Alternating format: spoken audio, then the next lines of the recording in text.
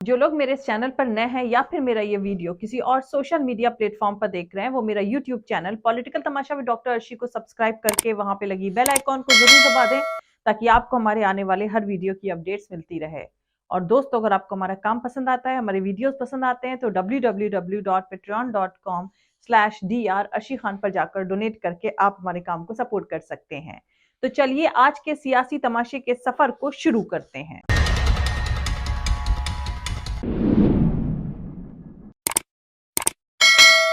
BJP Bharat के constitution को खत्म कर देगी और तिरंगे को भगवा झंडे से बदल देगी। कोई ताकतवर मुल्क भी अपने लोगों के खिलाफ लड़ाई नहीं जीत सकता है। अगर यह सच नहीं है तो अमेरिका को वियतनाम से वापस नहीं आना पड़ता या बांग्लादेश पाकिस्तान से अलग नहीं होता। बीजेपी ने सिर्फ जम्मू कश्मीर के कॉन्स्टिट्यूशन ही नहीं बल्कि भारत के कॉन्स्टिट्यूशन पर भी बुलडोजर चलाया है। एक वक्त था जब एक अदालत ने उस वक्त की प्रधानमंत्री इंदिरा गांधी के खिलाफ फैसला सुनाया था, लेकिन आज हमारे मुल्क के जजेस कहते हैं कि अदालतों को बेल देने से डर लगता है। आपको फर्क देखना पड़ेगा। तब की अदालतें प्रधानमंत्री के खिलाफ फैसला सुनाती थी और अब वो बेगुनाहों को बेल देने से भी डरती हैं। वहीं दंगा होने पर मीडिया सरकार से सवाल करती थी, लेकिन अब वो भी डरे हुए हैं। अगर बीजेपी कहती है कि जम्मू कश्मीर के हालात में सुधार आया है, तो फौज को वापस बैरक में क्यों नहीं भेज देते? लेकिन आप इसके ठीक ऑपोजिट कर रहे हैं। आप और ज्यादा फौज कश्मीर में ला रहे हैं। आप यहां लोगों को हथियार दे रहे हैं। ये तमाम बातें जम्मू कश्मीर की फॉर्मर चीफ मिनिस्टर और पीडीपी की चीफ महबूबा मुफ्ती ने सैटरडे को भारतीय जनता पार्टी पर तीखा हमला करते हुए अपने पिता मुफ्ती मोहम्मद सईद की 7वीं डेथ एनिवर्सरी के मौके पर एक प्रोग्राम के दौरान कही है। दोस्तों, अब इसी रेफरेंस में आगे बढ़ते हुए इस मौजूदा नरेंद्र मोदी के नए भारत की दुनिया में जो किरकिरी हो रही है, उस पर नजर डालते हैं। एग्जाम्पल के तौर पर एयर इंडिया की फ्लाइट में एक बुजुर्ग औरत पर पेशाब करने वाले शंकर मिश्रा की हरकत को ले लें। इस्लामोफोबिक कोढ़ का मरीज मीडिया थूकने और पेशाब करने की टिकटॉक इंस्टा की प्रैंक वीडियोस को मुसलमानों से जोड़कर चलाता है, मुसलमानों के खिलाफ खूब नफरत फैलाता है। लेकिन वही मीडिया एयर इंडिया फ्लाइट में महिला पर पेशाब करने वाले शंकर मिश्रा का नाम लेने तक से भी परहेज करता है। वैसे राहुल गांधी ने टी शर्ट के नीचे वार्मर पहना है या नहीं, देश का मीडिया ये खोज रहा है। इससे साफ पता चलता है कि मीडिया कितना खाली और बेकार हो गया है। खैर, दिल्ली के पटियाला हाउस कोर्ट ने एयर इंडिया की फ्लाइट में बुजुर्ग महिला पर पेशाब करने वाले शख्स शंकर मिश्रा को 14 दिन की न्यायिक हिरासत में भेज दिया है। फैसला आने के बाद शंकर मिश्रा के वकील ने जमानत याचिका दायर करी, जिस पर 11 जनवरी को सुनवाई होगी। पुलिस ने कोर्ट को बताया कि शंकर मिश्रा जांच में कोऑपरेट नहीं कर रहा है। तो आपको बता दूं, कोर्ट लाने से पहले पुलिस शंकर मिश्रा को मेडिकल जांच के लिए सफदरजंग हॉस्पिटल ले गई थी। उसे कल रात दिल्ली पुलिस ने बेंगलुरु से गिरफ्तार किया था। गिरफ्तार करते वक्त दिल्ली पुलिस के साथ बेंगलुरु पुलिस भी मौजूद थी। न्यूज एजेंसी एएनआई के मुताबिक दिल्ली पुलिस ने इस मामले में प्लेन के 3 क्रू मेंबर्स का बयान लिया है। शंकर मिश्रा पर इल्जाम है कि उसने 26 नवंबर 2022 को एयर इंडिया की फ्लाइट में 70 साल की एक बुजुर्ग महिला पर पेशाब किया था। ये फ्लाइट पेरिस से दिल्ली को आ रही थी। खैर दोस्तों, इस पूरे तमाशे में अहम बात यह है कि शंकर मिश्रा को उसकी इस हरकत के चलते नौकरी से निकाल दिया गया है। वो अमेरिकी फाइनेंस कंपनी वेल्स फार्गो में सीनियर वीपी थे, जो कि एक अच्छी पोजीशन है। अच्छी पढ़ाई लिखाई, अच्छी फैमिली, अच्छी पोजीशन, बिजनेस क्लास में फॉरेन ट्रिप पर जाते थे। कुल मिलाकर कहा जाए तो डंका बज रहा था जो पचा नहीं पाए, तो हवाई जहाज में 70 साल की औरत पर पेशाब कर दिया।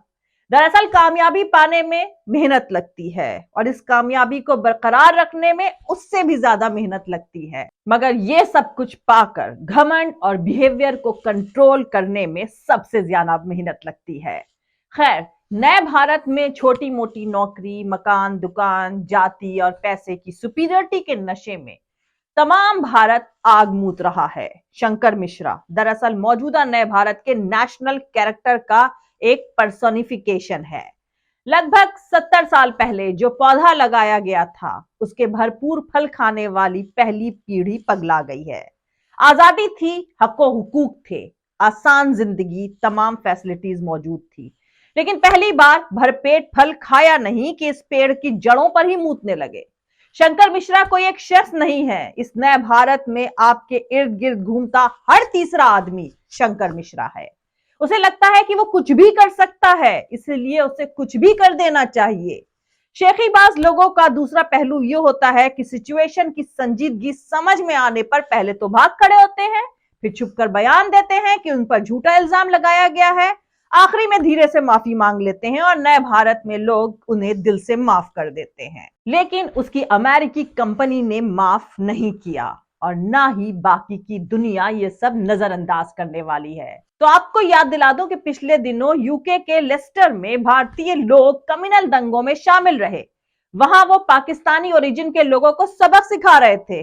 अब हालात ये कि आप ताज्जुब करेंगे, इस वक्त ब्रिटेन के इंडियन ओरिजिन के प्राइम मिनिस्टर और इंडियन ओरिजिन के फॉरेन मिनिस्टर खुद ब्रिटेन में भारतीय इमिग्रेंट्स नहीं चाहते हैं। इससे पहले हाल ही में मिडिल ईस्ट में इस्लाम को लेकर ट्वीट करने वाले एम्प्लॉइज, प्रोफेसर्स, इंजीनियर्स वहां से बाहर निकाले गए थे। नूपुर शर्मा मामले में कतर में हमारे वाइस प्रेसिडेंट का डिप्लोमेटिक डिनर रद्द हो गया था। क्रेडिट खाने गए भारत के घमंडी एविएशन मंत्री को पोलैंड के एक मेयर ने तमीज सिखा दी थी। जिस तरह का कम्युनल रेसिस्ट बिहेवियर भारतीय एक्सपेट्रेट्स, नेता और यूथ लगातार कर रहे हैं और जिस तरह से विदेशों में भारतीय लोगों को इकट्ठा करके धर्म की, हमारी सुप्रीम लीडर की और उनके ऑर्गेनाइजेशन की नारेबाजी करवाई जा रही है, ये हकीकत में उस मुल्क की सरकारों और लोकल लोगों के मन में इंडियंस को डाउटफुल बना रहा है, इंडिया की इमेज को खराब कर रहा है। कुल मिलाकर आने वाले वक्त में इंडियन होना जल्द ही आपकी सीवी का एक नेगेटिव पॉइंट होने जा रहा है। आने वाले दिनों में भारत में रोजगार होगा नहीं, बाहर भारतीयों को कोई रोजगार देगा नहीं। होश में अगर जल्द ना लौटे, ये सब कंट्रोल ना किया गया तो तमाम शंकर मिश्राओं के पास मूतने के लिए दुनिया में अलग थलग एक भारत की ही जमीन बचेगी। वैसे दुनिया की सबसे तेज इकोनॉमी का तमगा भी जल्दी ही नए भारत से सऊदी अरब छीनने वाला है। फिर रह जाएंगे सिर्फ मंदिर, जातिवाद, मुसलमान और 5 किलो मुफ्त अनाज के सहारे पेट भरता 81 करोड़ भारत। पनौती को क्या फर्क पड़ता है, उसके दोस्त सेठ तो मालामाल हो ही रहे हैं। नए भारत में सियासी तमाशा अब यह है कि चाइनीज मांझा बेचने वालों के घरों को जमींदोज किया जा रहा है और इस कार्रवाई पर वाहवाही करके अनकॉन्स्टिट्यूशनल बुलडोजर कल्चर को रिकॉग्निशन भी दी जा रही है। कमाल का खेल है। मांझा बेचने वालों पर कार्रवाई और मांझा बनाने वाले धन्ना सेठों पर उफ तक भी नहीं। यही है नए भारत की नई तस्वीर। खैर दोस्तों, आपको बता दूं कि मांग कमजोर पड़ने से भारतीय इकोनॉमी का विकास मौजूदा फाइनेंशियल ईयर में सुस्त होकर तकरीबन 7% रह जाएगा। न्यूज एजेंसी पीटीआई की रिपोर्ट के मुताबिक इसके चलते भारत से दुनिया की सबसे तेज रफ्तार से बढ़ने वाली बड़ी इकोनॉमी का दर्जा हाथ से निकलने का खतरा मंडरा रहा है। मिनिस्ट्री ऑफ स्टैटिस्टिक्स की तरफ से जारी पहले ऑफिशियल स्पेकुलेशन में बताया गया है कि फाइनेंशियल ईयर 2022 और 23 के दौरान इंडिया की इकोनॉमी 7% की दर से विकास करेगी, जबकि पिछले फाइनेंशियल ईयर 2021 और 22 के दौरान भारत की विकास दर 8.7% रही थी। फाइनेंशियल ईयर 2022 और 23 की विकास दर का ताजा अंदाजा सरकार के पहले के स्पेकुलेशन 8 से 8.5% के बीच से बहुत कम है। हालांकि वो भारतीय रिजर्व बैंक के अंदाजे से थोड़ा ज्यादा है। आरबीआई ने अंदाजा लगाया था कि इस दौरान भारतीय इकोनॉमी 6.8% की रफ्तार से आगे बढ़ेगी। भारत की विकास दर अगर ताजा अंदाजे के मुताबिक रही तो सऊदी अरब दुनिया की सबसे तेज बढ़ने वाली इकोनॉमी बन जाएगा। मौजूदा फाइनेंशियल ईयर में सऊदी अरब की विकास दर 7.6% रहने का अंदाजा है। फाइनेंशियल ईयर 2022 और 23 के पहले 2 तिमाहियों के डिक्लेयर नतीजों में विकास दर 13.5 और 6.3% रही है। इस तरह पहली छमाही में भारतीय इकोनॉमी 9.9% की रफ्तार से बढ़ी है, वहीं सऊदी अरब की शुरुआती 2 तिमाहियों में विकास दर 12.2 और 8.8% रहा है। इस तरह इन 6 महीनों में सऊदी अरब की इकोनॉमी की विकास दर 10.5% रह चुकी है।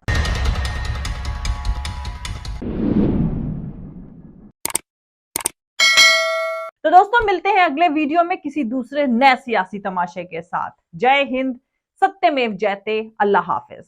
दोस्तों, हमारा पूरा वीडियो और दूसरे और वीडियोस देखने के लिए हमारा YouTube channel political Tamasha with doctor Arshi को सब्सक्राइब करके वहां पे लगी बेल आइकॉन को जरूर दबा दें, ताकि आपको हमारे आने वाले हर वीडियो की अपडेट्स मिलती रहे। और दोस्तों, अगर आपको हमारा काम पसंद आता है, हमारे वीडियोस पसंद आते हैं, तो www.patreon.com/dr अर्शी खान पर जाकर डोनेट करके आप हमारे काम को सपोर्ट कर सकते हैं। दोस्तों, अगर आपको हमारा वीडियो पसंद आता है तो लाइक और शेयर करना हरगिज नहीं भूलें। आप हमें फॉलो भी कर सकते हैं हमारे ट्विटर, इंस्टाग्राम और फेसबुक पेज पर। मेरा ट्विटर हैंडल है @the rate of Arshi Aziz Khan. Thank you, मिलते हैं अगले वीडियो में।